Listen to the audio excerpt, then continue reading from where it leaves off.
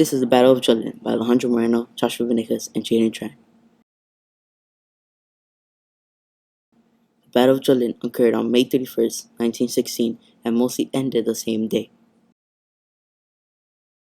The Battle of Jutland actually refers to two separate battles, the battle cruiser and the main engagement.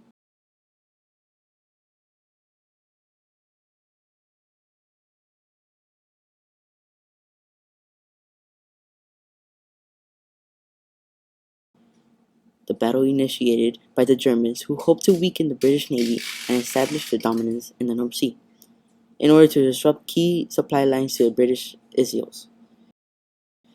They sent out a large fleet along with a smaller but more nimble battle cruiser fleet. It's estimated that if the German Navy succeeded, that the British could have been knocked out of the war, taking more casualties, or may have even lost the war.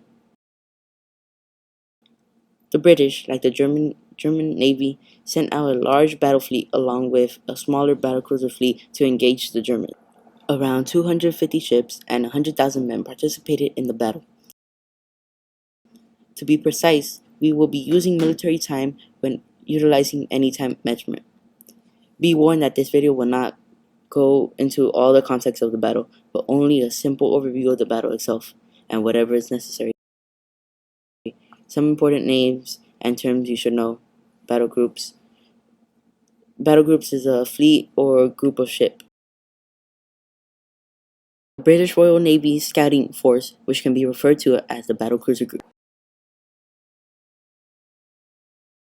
Jaliki, the British main battle group with heavier ships armed with more guns. Hipper, the German Navy Scouting Force, similar to Betty. Here, the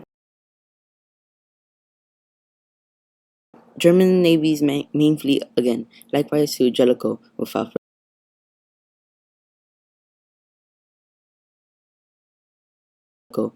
further ado, we present the first battlecruiser engagement.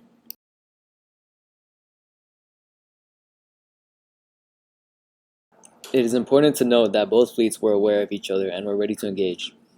Due to this, the commander of Betty wants to position his battlecruiser fleet behind Hipper's ships and the German pod at Wilhelmshaven.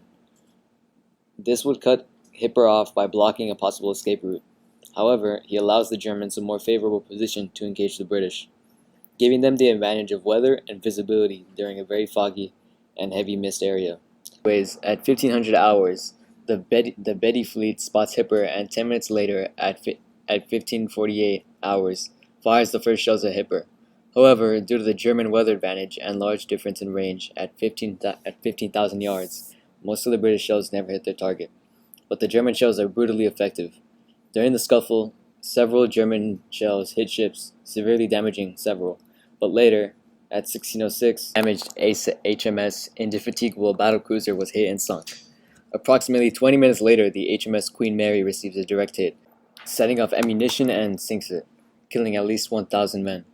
A few minutes later, HMS Princess Royal deployed smoke and sea spray. However, it is wrongly reported as having been blown up. As the battle continues, British and German destroyers clash as each force attempts to torpedo the larger ships in the opposing fleet. Several German destroyers are sunk, while the British only lose 2.